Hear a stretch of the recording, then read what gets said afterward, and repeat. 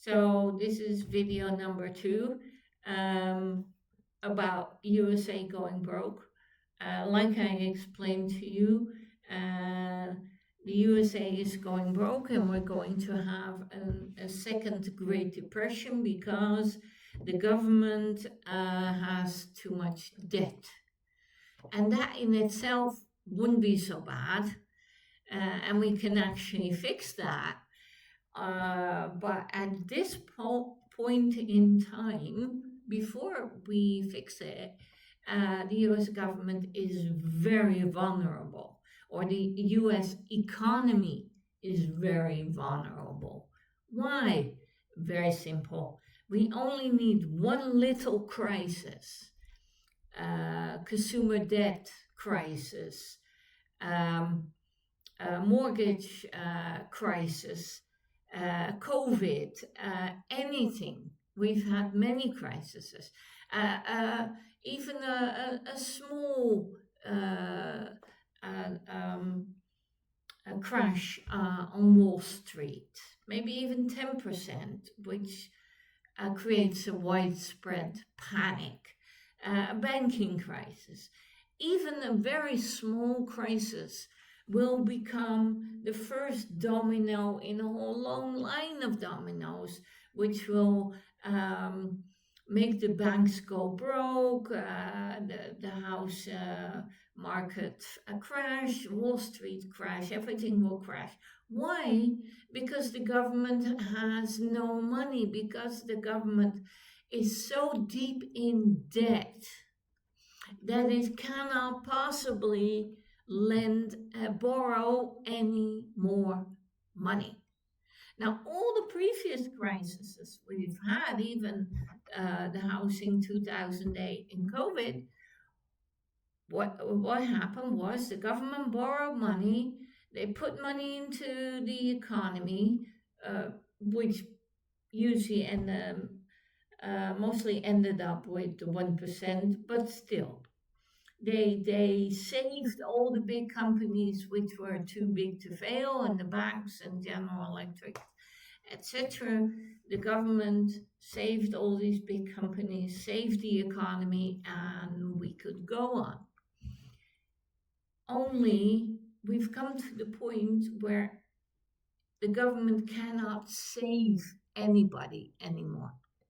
What is going to happen if there's only one little domino that falls? A little banking crisis, a little Wall Street crash. The government cannot borrow any more. And then the whole thing will collapse. Because then the government, because if one domino goes, people will start to panic. The banks will come into have trouble paying their rents, and then the government will have less income, even less income, but people's faith in the US economy will collapse, and at that point they won't be buying government bonds anymore, and they'll start selling their stocks, and the whole thing collapses. Because right now the US economy is running on empty, basically. It's they call it the Coyote-Wiley moment, where you've already run over the cliff and you're running on air. And then comes the moment where he looks down, he realizes there's no ground, and then he falls. But we've actually already jumped off the cliff. We just don't know we're falling yet. Because even if not one domino falls, the US government pretty soon, in the next couple of years, won't be able to borrow money anymore. Because Trump is borrowing so much and is upping the government budget for the military, for tax cuts for the rich. So he's also not pouring money into the economy. It's not that ordinary people profit. There is no trickle down effect. That is actually a myth. Um, so all he's doing is sucking even more money out of the government, out of the economy, and giving it to the rich and the big companies, to the 1%. So they're actually accelerating um, their activity of sucking out the money out of the economy, and quite openly as well. He's not even hiding the fact of what he's doing, and I'm not the only one. All kinds of like Stiglitz and Sachs and even Warren Buffett and you know um, Hagen. Everybody is telling us that we're running off a cliff. We're running off a cliff, at double speed, and it's a disaster. And if we do nothing, there will be a second Great Depression, and the 99 will lose all their assets. The 1% will buy all their assets for a song for very little money. And they already own most of the government, so they'll even and they are owning them openly. So pretty soon it'll be clear to everybody, especially in the United States, but a lot of other so-called democratic countries which are already bought, like Hungary and Italy and but also some smaller countries like Brazil and Argentina, which have already been bought and sold and bought and sold. They don't have a democracy anymore, haven't had for a long time. So I think after the Great Depression, they will put some great man or some great orator. They will put them in power. The 1% will choose their actors who will pretend to be the great savior, and most of the countries who are to under the illusion that they are living in a democracy will freely choose to become a tyranny, like Perón in Argentina. And he's got this actor, the 1% hired, like Trump, like Perón, like Maloney.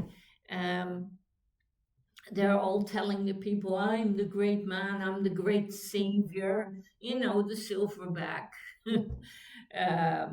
gorilla who's gonna save the hungry masses, which he's not going to do. He is the actor, in the tyranny, the fake government, which is ruled by the 1%. In fact, the only countries which are still sort of democratic are those who have multiple parties, with Canada being the exception.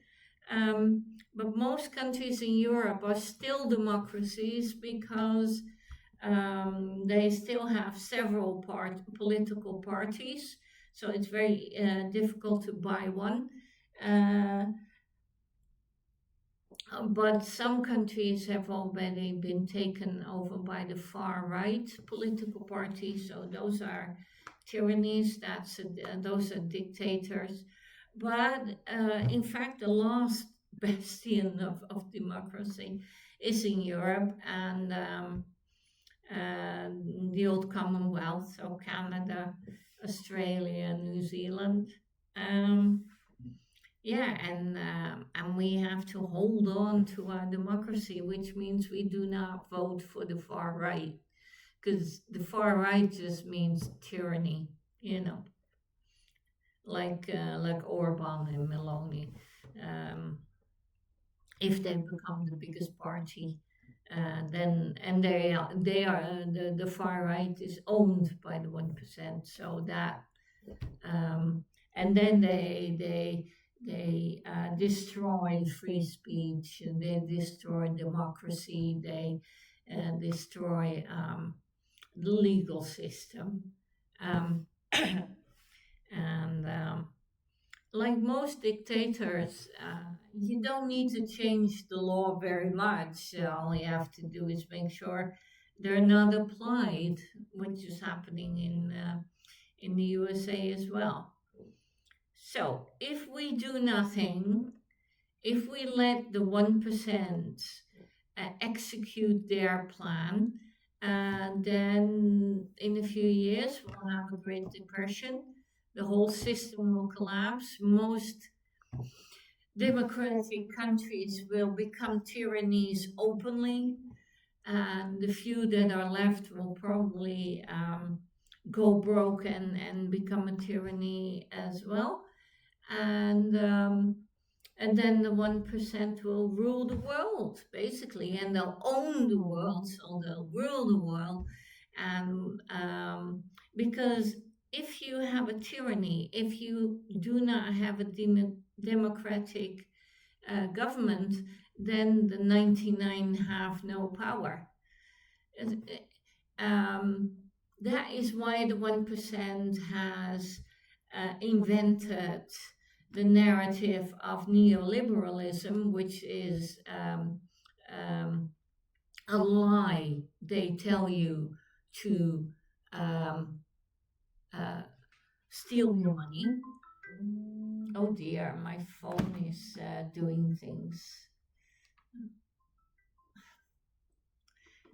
I'll be back.